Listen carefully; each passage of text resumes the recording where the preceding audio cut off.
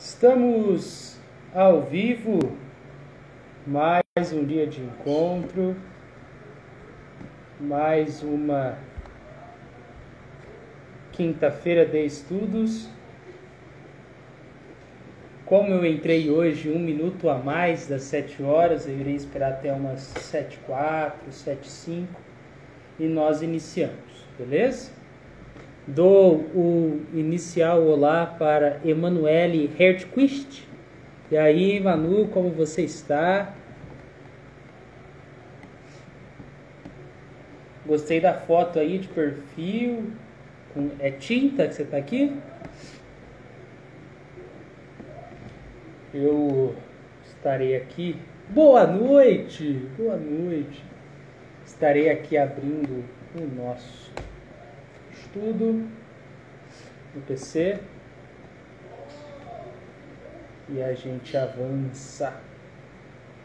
Eu peço que vocês me informem, por favor,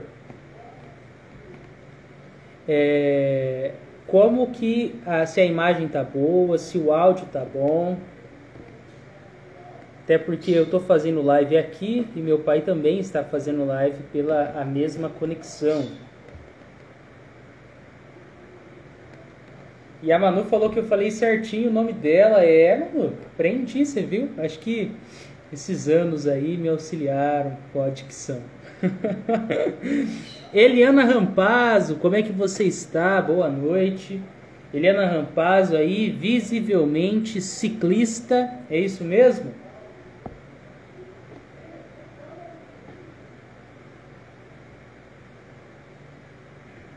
Beleza, Manu, obrigado pelo retorno. Peço que vocês também aí, caso vocês possam, caso vocês queiram, enviar um convitinho aí para a galera que vocês consideram que gostariam, né, de estudar conosco hoje, tá? Então é só apertar o aviãozinho aí embaixo e enviar. Obrigado pelo retorno, Eliana também, nos informando aí da conexão. Perfeito, ótimo. Então, mais um pouquinho para a galera aí chegando. E a gente segue o baile.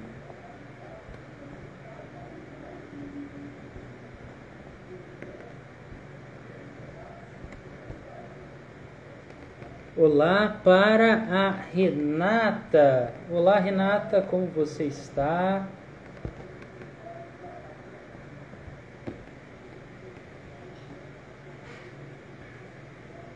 Vou esperar mais 1 minuto, só um, e a gente faz a preste abertura. Oi, Renata, beleza? De onde que você fala, por favor? Eu falo para a galera aí que não sabe, do interior de São Paulo, Ribeirão Preto.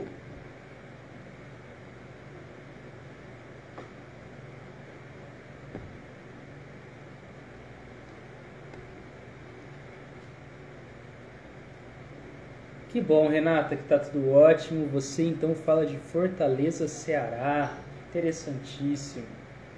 Temos aqui Fortaleza, Ceará, Ribeirão Preto, Emanuele também, de Ribeirão. E temos também Eliana Rampazzo. Eliana, você fala de onde mesmo? Eu não me recordo. Enquanto vocês aí digitam, se interagem entre si, eu irei fazer a nossa preste abertura. Tá? Dou o boa noite aí para Neuza também.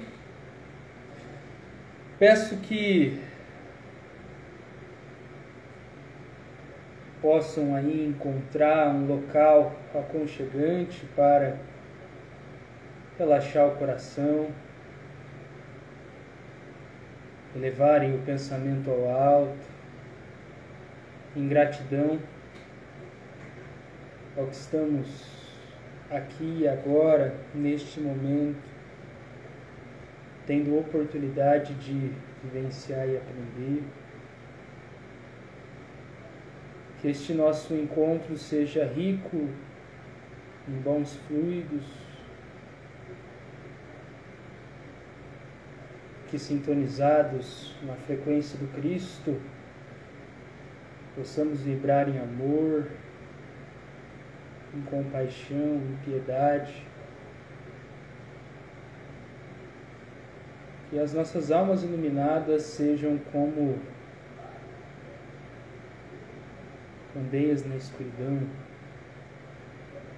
lâmpadas que facilitam os nossos irmãos e irmãs a enxergarem além do vendaval, da dificuldade, assim como nós, pouco a pouco, enxergamos. Posto isso, que o estudo de hoje seja muito proveitoso. Que assim seja. Ótimo, ótimo, ótimo. Ok. Então aqui a gente tem também a Eliana de Luiz Antônio, interior de São Paulo. Ótimo. Então, galera, vamos lá. Hoje nós iremos estudar o texto O Orgulho, de maio de 1858. Esse é um texto um pouco diferente dos que nós cotidianamente aí, né, às terças e quintas estudamos. Não que ele não exista textos desse tipo na Revista Espírita, mas até então a gente não teve tantas dissertações morais, né? Textos que exatamente têm essa função direta de trabalhar a moral em especial. E aqui a gente tem, né, um texto de São Luís. São Luís já tinha ditado anteriormente um texto sobre, se não me engano, a avareza. E hoje a gente vai falar sobre o orgulho. Olá para estudar Kardec, Jorge Dutra. Ótimo. Então, gente, é o seguinte. Essa comunicação vem pelas mãos da médium Hermance Dufour, que é aí uma figura muito comum quando a gente conversa sobre figuras históricas como São Luís. E a gente então tem o seguinte: se você tiver aí o PDF ou a Revista Espírita comprada, você consegue acompanhar o textinho comigo, tá bom? Hoje eu farei desse esquema de ir lendo o texto parte por parte e a gente vai conversando. Como eu disse, é um texto diferente. Esse texto aqui ele tem uma pegada de parábola. Então, São Luís vai contar uma história para nós. Então, eu peço aí que vocês segurem na minha mão e a gente vá se encaminhando pelos caminhos que São Luís nos apresenta. Tá bom? Dou as boas-vindas aí a todo mundo que está entrando. Vamos lá. Um homem soberbo possuía alguns hectares de boa terra. Então tinha ali vários hectares de uma região, de um campo de plantação. Sentia-se envaidecido, batia no peito, enchia o peito, pelas grandes espigas que cobriam o seu campo, e olhava com desdém o campo estéril do humilde. Então a gente imagina aqui um homem soberbo, um homem orgulhoso, um homem cheio de si, em uma terra fértil, as espigas ali, o trigo, né? Você olha aquela visão, não sei se vocês já viajaram, viram, você vê aquela plantação linda, né? Grande. E ele todo cheio de si, olhando, né, envaidecido, nossa, como eu sou bom, cara, sou top demais. Enquanto ele despreza um homem outro, humilde, trabalhando em um campo estéril. Um campo que não está aí fornecendo frutos. Este humilde se levantava ao cantar do galo. Que cantar do galo é esse? Sabe quando bate 5 horas, 5 e meia, 6 horas, e tem gente que escuta galo cantar? Não são todas as cidades que a gente hoje tem, né, essa expressão, mas Eu aqui, onde moro, em Ribeirão Preto, já tive experiência de ouvir o galo cantar por causa de uma vizinha que cuidava de galos. E permanecia o humilde o dia todo curvado sobre o solo ingrato. Recolhia pacientemente os seixos e os lançava à beira do caminho. Que seixos são esses, Davi? Que expressão é essa? Seixos são pedrinhas. São pedras necessárias ao plantio, né? Porque elas facilitam o escoamento da água. Então você joga a pedra, quando você jogar a água vai facilitar que não encharque uma área em especial, mas que a água ali seja escoada para os outros canos. Eu fui fazendo essas pesquisas porque essas expressões não são não são do meu nicho, né, pessoal. Aqui a gente tem, né, deixa eu me ver aqui que eu acho que eu consigo ver o nome dela. A Maria Jerusa falando pra gente que aqui em Ribeirão a gente escuta o galo cantar. A Manu também falando, né, que todo dia ela acorda com o galo no fundo de casa. E eu dou aí o boa noite pra minha tia consanguínea, Martinha! E aí, tia Marta, beleza? Então vamos lá, vamos continuar. Então a gente está no seguinte momento da história. Tem o soberbo se achando muito e tem o humilde que está ralando em uma terra estéril. O humilde revolvia profundamente a terra, mexia ali e arrancava com dificuldade os espinheiros que a cobriam. Então você imagina, né, aquele cara humilde, ou a mulher humilde, seja quem for, trabalhando naquela terra estéril, e ocorre então que tem muito espinho, e tira com dificuldade, então vai lá, mete a enxada, quando está com dificuldade de tirar, usa ali e puxa. Então você consegue imaginar a dificuldade. Ora, seu suor fecundou o campo, e ele colheu o melhor trigo. Então o cara humilde, que continuamente estava trabalhando na terra, não estava se envaidecendo, não estava se orgulhando, não estava preso na pretensão de ser o bonzão, começou a colher o trigo melhor que aquele soberbo. Entretanto, o joio crescia no campo do homem soberbo e sufocava o trigo, enquanto o dono se vangloriava de sua fecundidade, olhando com ar de piedade os esforços silenciosos do humilde. Então ali tinha todo aquele trigo lindo. No entanto, nós temos aí a situação do soberbo que não estava dando valor àquilo, estava supervalorizando a si próprio, e o joio crescia junto ali às proximidades do trigo. O joio, gente, provavelmente vocês fizeram uma relação já aí. A parábola do trigo e do joio, que a gente encontra no Evangelho de Mateus, capítulo 13, versículo 24 ao 46. Né? O joio aí, ele não é, obviamente, o trigo. Ele pode crescer em determinados ambientes e ele pode sufocar as outras plantações. Então a gente aí pode ver como uma planta daninha, né? Uma erva daninha, utilizando dessa linguagem mais vulgar nossa.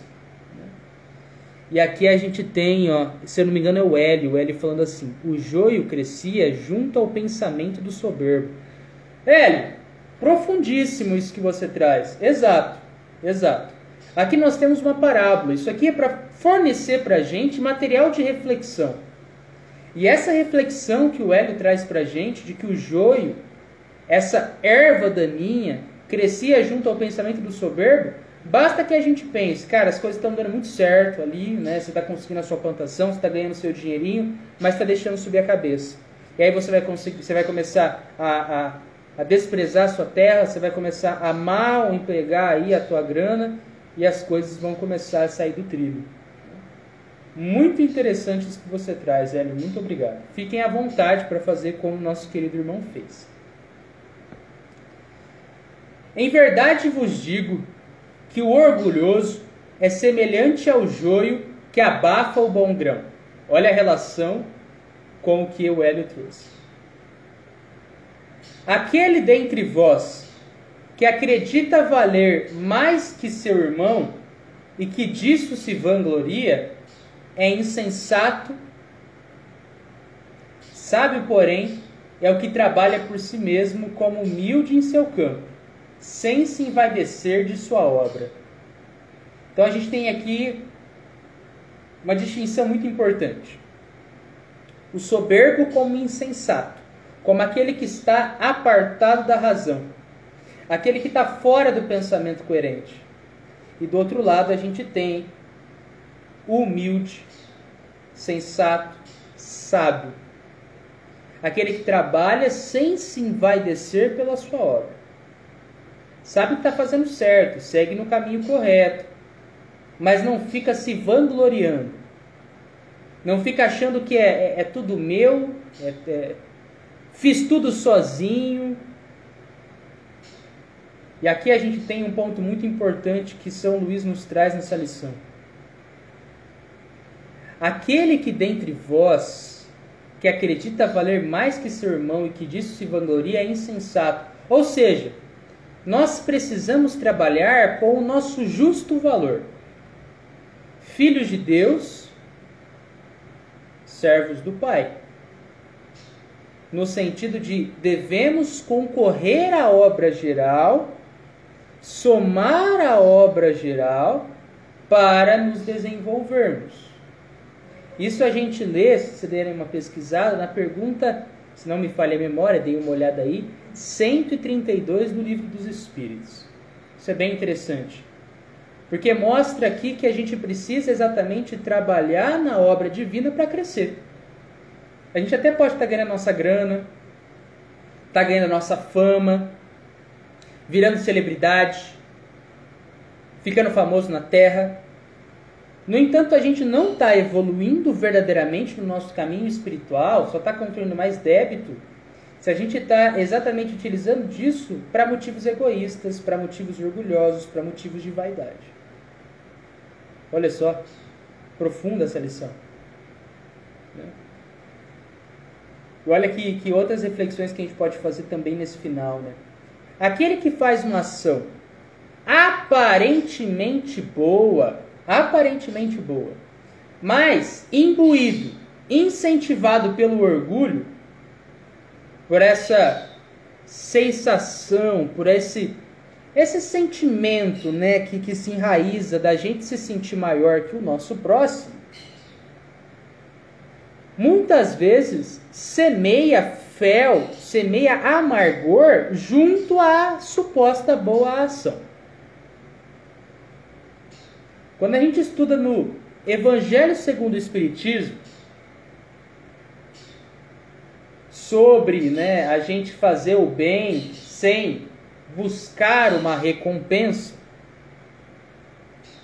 a gente encontra lá que o nível top de linha do fazer o bem é aquele que você toma cuidado para que o outro não se sinta humilhado pelo bem feito. Então a gente já começa aí a perceber a problemática de você matar a fome de uma pessoa. Ok, matou, ótimo. A pessoa poderia não continuar encarnada sem aquele prato de comida. Mas você também ali está semeando uma coisa que não é boa quando você faz isso com um olhar de desprezo. Quando não me toque, não me regue. Quando não há um olhar de ternura junto ao oferecer do pão.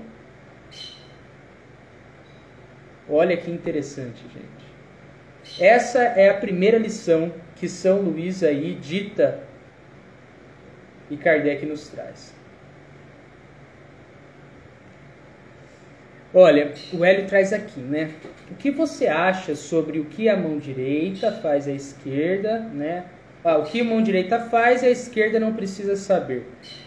Quando a gente estuda aí no Evangelho segundo o Espiritismo sobre isso, é super interessante, né? Porque isso nos auxilia a pensar, e eu busco sempre trazer isso para a nossa prática, para que a gente não fique só na elucubração, né? Só na intelectualização, mas pense na nossa prática. Quando a gente divulga um bem feito nas nossas redes sociais, isso, por exemplo, que eu estou fazendo aqui agora. Eu estou buscando promover aqui reflexão, eu estou buscando aqui promover para vocês um crescimento, assim como para mim. No entanto, quando a gente para pensar e faz isso com más intenções, com intenções orgulhosas, com intenções de simplesmente me envaidecer mais um pouco, me sentir o maioral, isso pode até não ter problema para as outras pessoas aparentemente, mas para mim vai ter. E aqui entra um ponto muito importante também.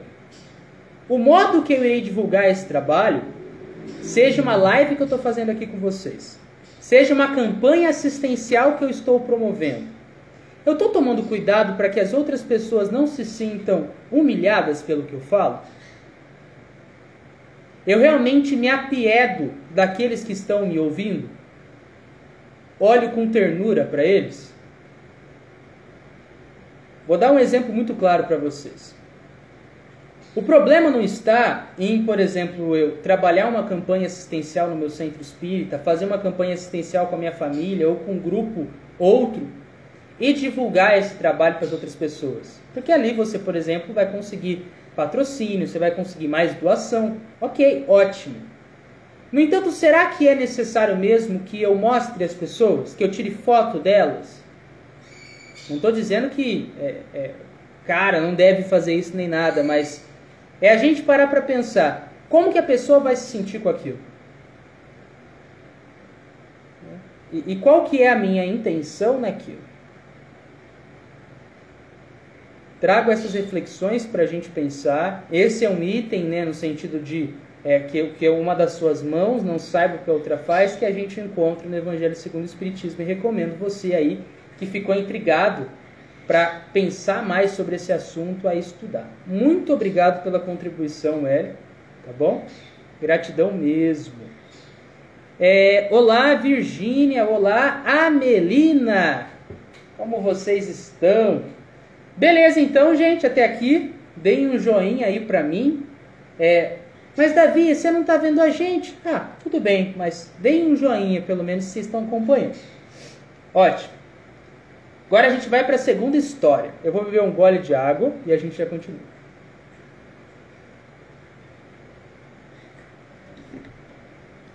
Bora lá.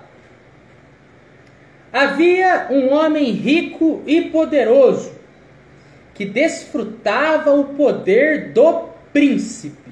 Então aqui, um detalhe. Tinha um homem rico, muita grana, poderoso, né? Que desfrutava o poder do príncipe. Obrigado pelos joinhas, gente. Assim que eu gosto. Valeu.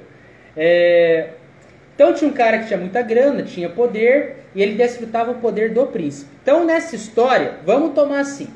Tem esse cara que é super poderoso, e tem um príncipe em algum lugar aí. E esse cara super poderoso desfruta das mordomias do príncipe. Esse homem rico e poderoso morava em palácio, e numerosos serviçais esmeravam-se por lhe adivinhar os desejos. Então era aquela galera que fica assim, você precisa disso, você precisa disso, você precisa daquilo, você precisa disso. O cara só sentava lá e esperava. Manda ver, manda ver. Um dia, suas matilhas acossavam os servos nas profundezas da floresta. Então imagina ali as matilhas, né, as matilhas de cães, né, caçando e cercando os cervos. acuando, né? Deixando todo mundo ali, os servos. Né? E aí, entre esses, encontramos um pobre lenhador que caminhava com muita dificuldade sobre o peso de um feixe de lenha. Aqui a gente já consegue traçar um paralelo. Na primeira história, nós tínhamos o humilde e nós tínhamos o soberbo. Aqui a gente tem esse homem poderoso e rico com as mordomias de um príncipe e temos agora o pobre lenhador. Perceberam o paralelo? Então, tinha ali as matilhas desse homem poderoso, acossando, que é o termo utilizado, acossando os servos, deixando os servos ali, servos, né, no sentido do bicho, do animal. E aí ocorre então que esse pobre lenhador, caminhando com dificuldades, com um pedaço de lenha, escuta o seguinte. Quem chama ele, né? O homem rico e poderoso se dirige ao lenhador, ao pobre lenhador. Diz assim: vil escravo, por que passas teu caminho sem te inclinares diante de mim? Sou igual aos senhores da terra. Nos conselhos minha voz decide a paz ou a guerra, e os maiorais do reino curvam-se em minha presença. Fica sabendo que sou sábio entre os sábios, poderoso entre os poderosos, grande entre os grandes. E minha posição elevada é obra de minhas mãos. Aqui vocês percebem com muita clareza que esse homem aí poderoso, né, e rico, é visivelmente bem soberbo, né, bem cheio de si, como a gente diria. Né? Como então dirige a palavra o lenhador? Senhor, respondeu o pobre homem, temi que minha humilde saudação fosse uma ofensa para vós. Sou pobre e não possuo outro bem senão meus braços. Mesmo assim, não desejo vossas grandezas enganosas. Durmo o sono solto e não receio, como vós, que o prazer do mestre me faça cair em minha obscuridade. Cara, é isso que a gente vem chamar, né, no ditado popular, de resposta espiritual. Né? Negócio profundo pra caramba. A gente já conversa sobre isso. Eu vou aqui dar as boas-vindas à Imaculada, o Wilton Martins, beleza, querido? A Emanuele eu vou agradecer porque ela recepciona. Muito obrigado, Manu, por fazer essa recepção da galera.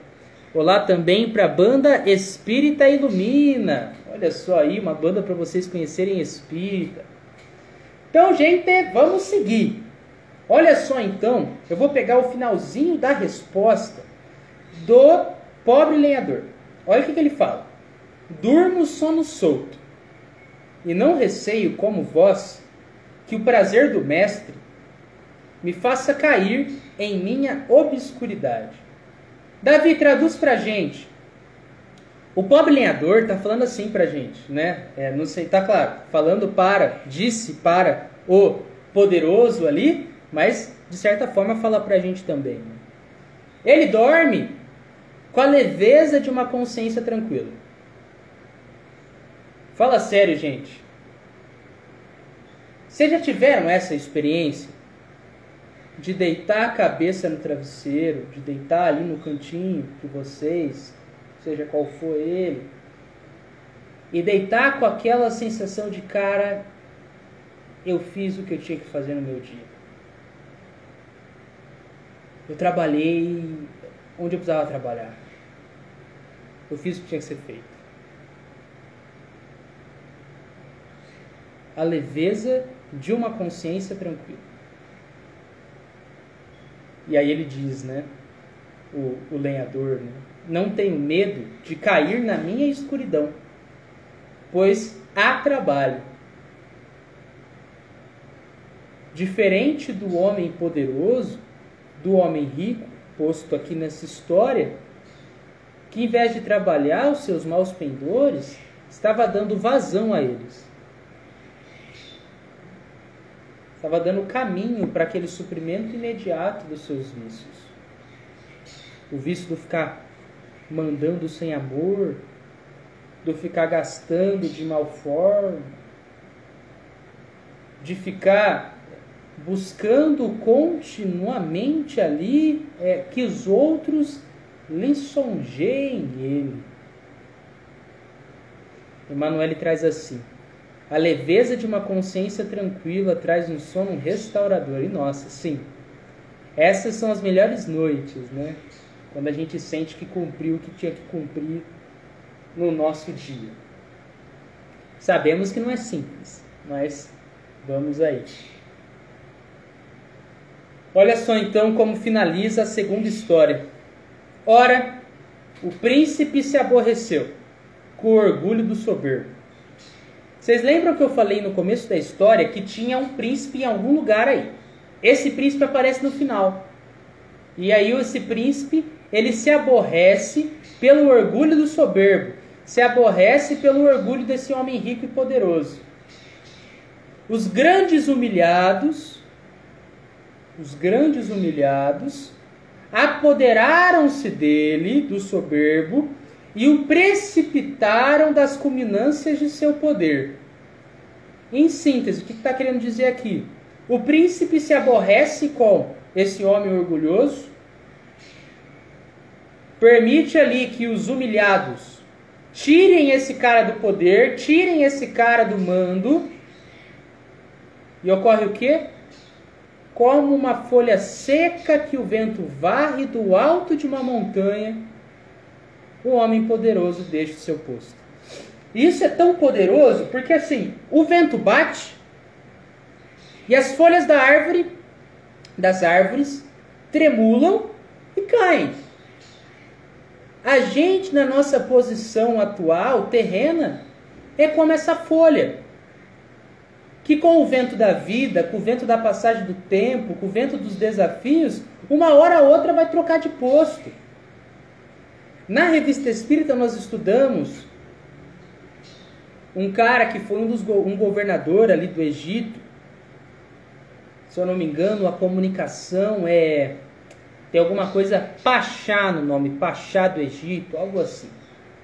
E ele vem e fala o seguinte: em determinada encarnação ali, eu estava como príncipe, em outra eu estava como sacerdote, em outra eu estava como um pedinte. Mostrando ali as várias passagens que a gente tem, e a importância da gente não se vangloriar pela atual posição, mas aproveitar dela para melhor plantar e melhor colher. Agora, a gente vem com a conclusão de São Luís. É a terceira comunicação que fecha. Na verdade, o que vem fechar depois dessa comunicação é uma breve perguntas e breves respostas de São Luís. Mas agora a gente já está na parte final. Olha só o que diz São Luís.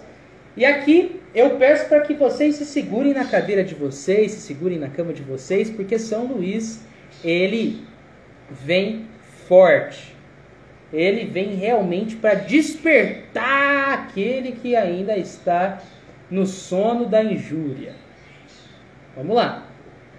Soberbo, humilha-te, porquanto a mão do Senhor dobrará teu orgulho até que se reduza a pó.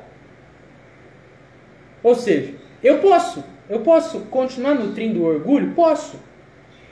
Mas sem dúvida alguma virá bordoadas da vida para que eu reconheça o meu justo valor. Nem menos nem mais, o meu justo valor.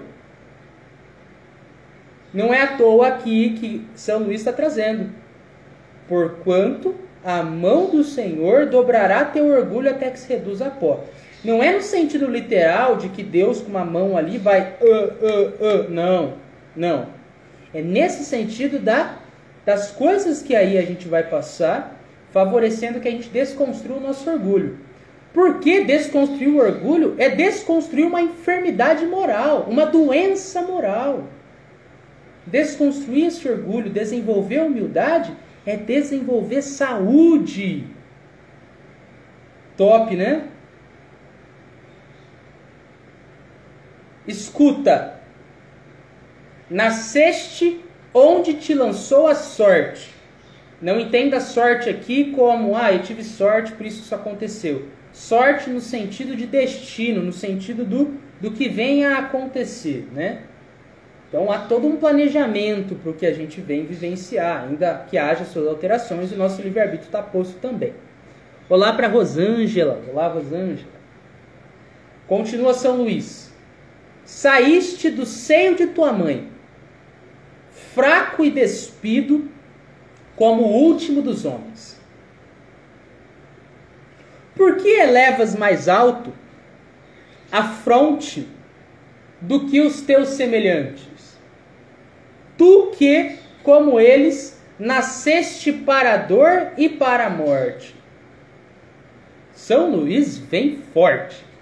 Ele está trazendo o seguinte para a gente, você que vem, eu que venho, saímos ali fracos, despidos, frágeis pra caramba, como um gravetinho humano da nossa mãe. E a gente ainda escolhe se pôr, né, na suposta superioridade sobre os nossos irmãos, botando a nossa fronte, né, empinando o nariz, como diria minha avó, frente aí aos meus semelhantes. Nós todos, e eu não difiro disso, o soberbo não é diferente disso, o humilde não é diferente disso, ainda mais quando a gente toma, né, aqui um mundo de provas e expiações para um mundo melhor. Nascemos, nas palavras de São Luís, para a dor e para a morte. Isso não quer dizer que a gente só nasceu para sofrer, mas que a gente nasceu aqui para passar pela dor, para crescer com essa dor, e por uma hora ter que dar adeus para o nosso posto momentâneo. Para, em algum momento, ter que dar adeus para o nosso corpo físico momentâneo. Seja ele tão belo quanto possa ser, ou não se enquadrando nos padrões físicos sociais. Profundo São Luís, né? Profundo São Luís. E aqui eu faço um parênteses. Vocês devem estar ouvindo, talvez, um barulho meio estranho agora, durante a minha fala. É porque temos passarinhos em casa. E esses passarinhos, eles adoram falar, né? Então, é como se fosse uma música, eu estou fazendo um dueto com esses passarinhos, tá bom? Já continua a leitura, vou tomar uma aguinha, dar um tempo aí para vocês absorverem. Dou boa noite aí para Verinha.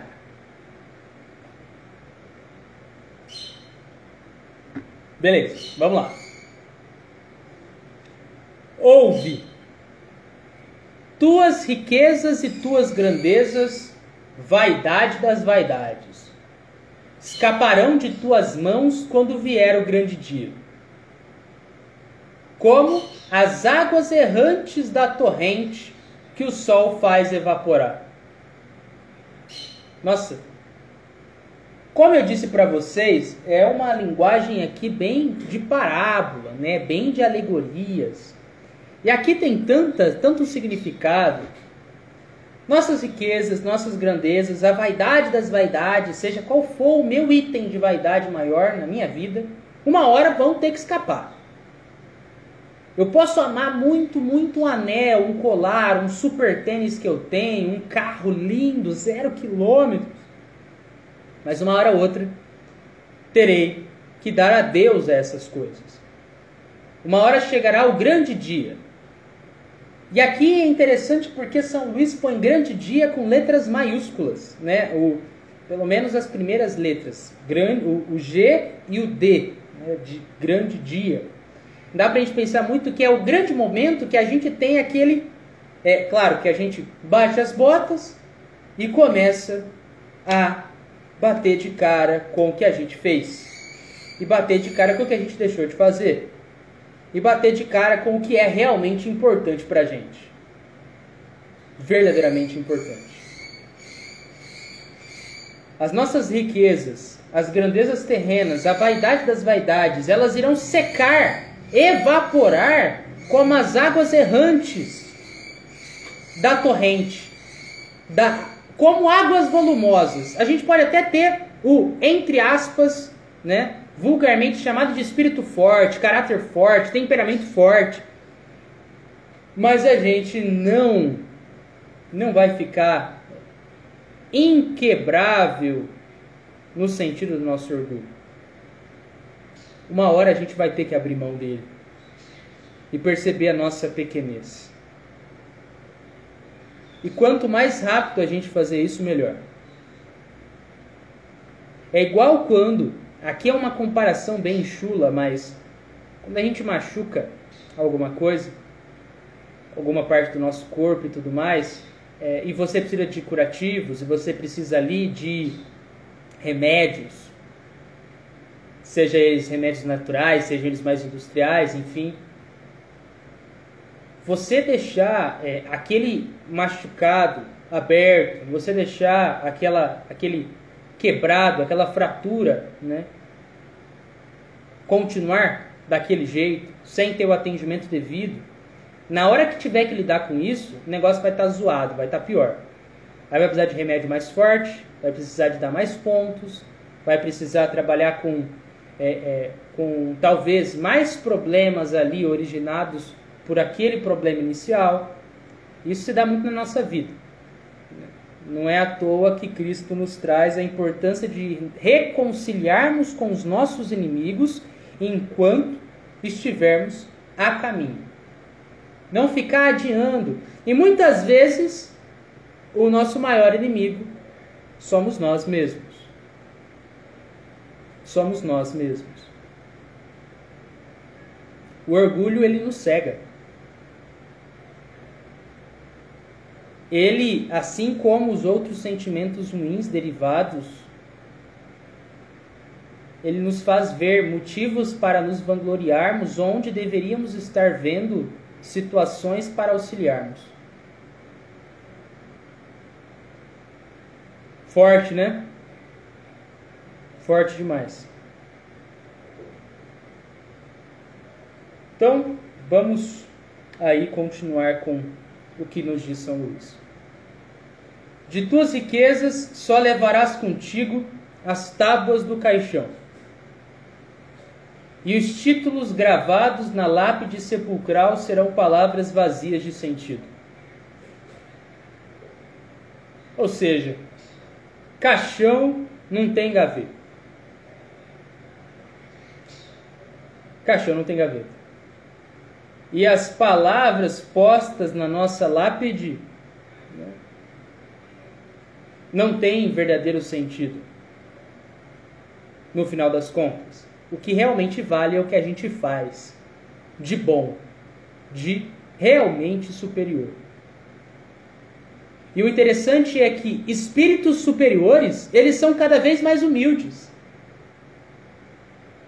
Por isso que entra num grande paradoxo aquele que se vangloria se sentindo superior ao outro.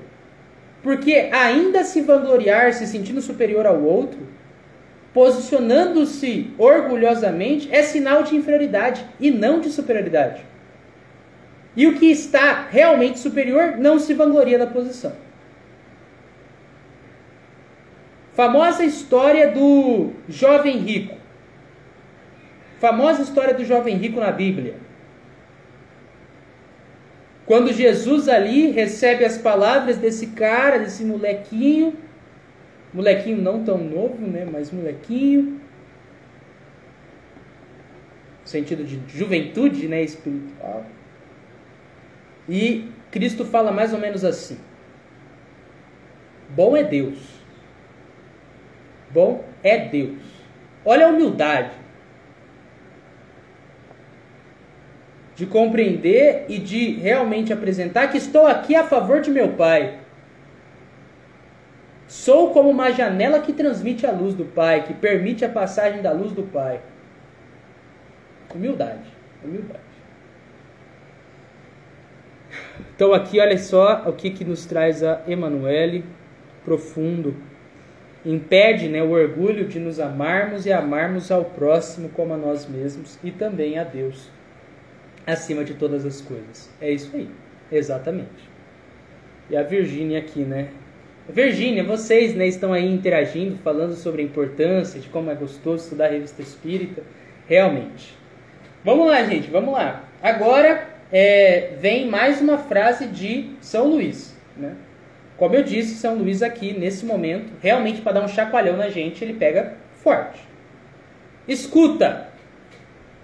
O cão do coveiro, então, o cão daquele que abre covas, brincará com teus ossos, e eles serão misturados ao dos indigentes, confundindo-se tuas cinzas com as deles, porque um dia ambos sereis reduzidos a pó.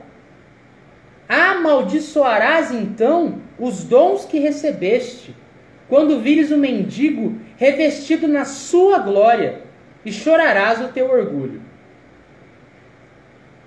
Forte, forte pra caramba. Ainda mais para aquelas pessoas que dão tanto valor à matéria. Tanto valor à matéria a ponto de, por algum motivo, ver o mendigo vestido com as roupas que estava, nossa, chorar o orgulho. Chorar o orgulho. Ver que os meus restos mortais, misturados com os restos mortais de uma pessoa sem sangue nobre, como pode? E você que pode estar aí pensando, nossa, você está viajando, Davi, será que tem gente que chegaria num ponto como esse? Depois, caso vocês não tenham participado desse estudo, vejam a comunicação de além-túmulo da Rainha de Oude. Esse é um espírito muito preso a antigas concepções, a ponto de acreditar ainda que o sangue real, o sangue físico, é o que deve valer, e ela continua tendo sangue real, mas ela está desencarnada, mostrando ainda o apego às concepções materiais. Humilha-te, soberbo, porquanto a mão do Senhor curvará o teu orgulho até o pó. E para finalizar, 2 perguntas e 2 respostas curtinhas. Kardec pergunta assim: por que São Luís nos fala em parábolas? Resposta: o espírito humano ama o mistério. A lição se grava melhor no coração quando a procuramos. Traduzindo, São Luís traz assim para a gente, ó, a lição, ela se grava melhor, essas lições que a gente está conversando, por exemplo, lição do orgulho, quando a gente está procurando a resposta. Então, quando a gente estuda uma parábola, a gente fica curioso, o que isso quer dizer? O que isso aqui quer dizer em conexão com aquilo? Olha o paralelo entre essa passagem com a outra. Desperta interesse, curiosidade. Então, a lição se grava melhor quando procuramos a resposta. E não simplesmente a recebemos. Isso é o que São Luís traz para justificar ele ter trazido essa lição a partir de parábolas. Kardec então pergunta mais uma vez: não parece que atualmente a instrução nos deva ser dada de maneira mais direta, sem que precisemos recorrer à alegoria? Porque aqui, quando a gente estuda os vários conteúdos espíritas, a gente estuda todo o trajeto do espiritismo, a porquê da sua vinda, a gente percebe que é para esclarecer coisas que antes foram ditas por Cristo em parábolas. Certo? Então, aqui a gente tem um ponto muito importante, porque Kardec está perguntando, será que não já é hora de você falar de forma mais aberta? e não parabólica? O que ele responde? Encontrá-la-eis no desenvolvimento. Ou seja, a instrução de maneira mais direta. Então, a gente vai ter um entendimento mais completo com o desenvolvimento, com o avanço. E aí ele explica por que ele se comunicou de forma parabólica aqui. Desejo ser lido. É por egoísmo, Davi? Provavelmente não, meus amigos. Eu já explico o porquê. Desejo ser lido. E a moral necessita ser disfarçada sobre a atração do prazer. Vou repetir, devagarzinho. A moral necessita ser disfarçada sobre a atração do prazer. Eu sinto que essa parte final, ela é mais densa do que os textos que a gente trabalhou acima. Mas olha só.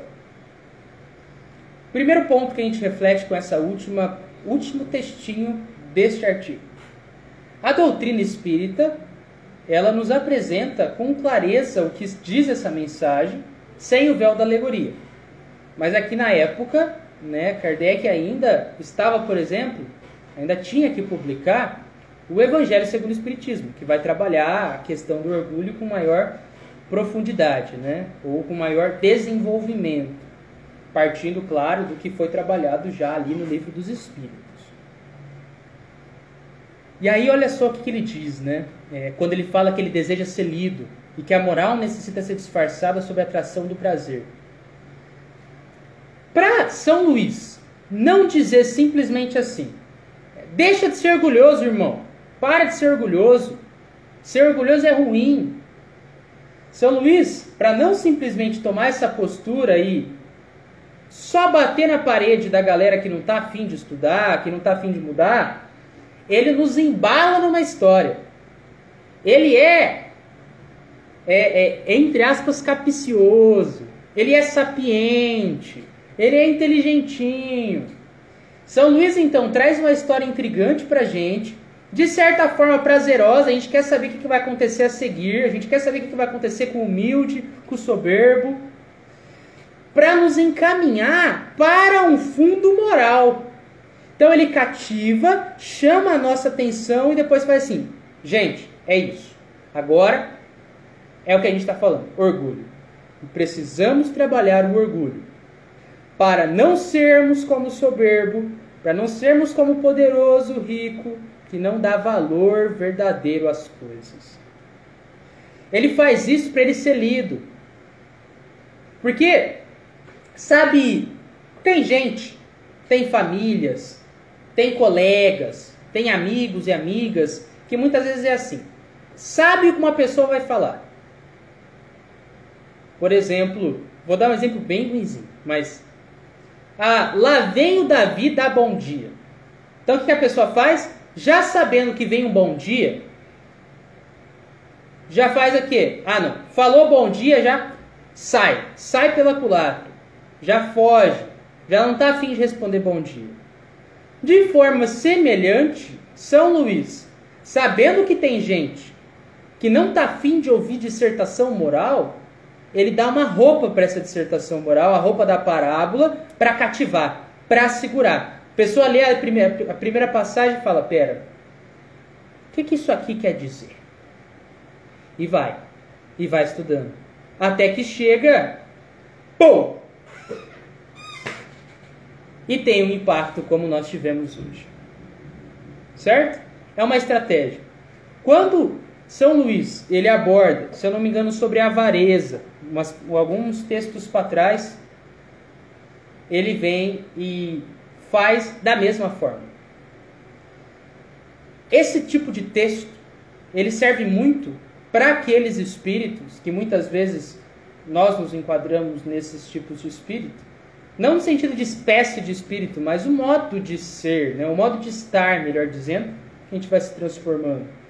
Que ainda estamos muito presos ao nosso orgulho, à nossa vaidade.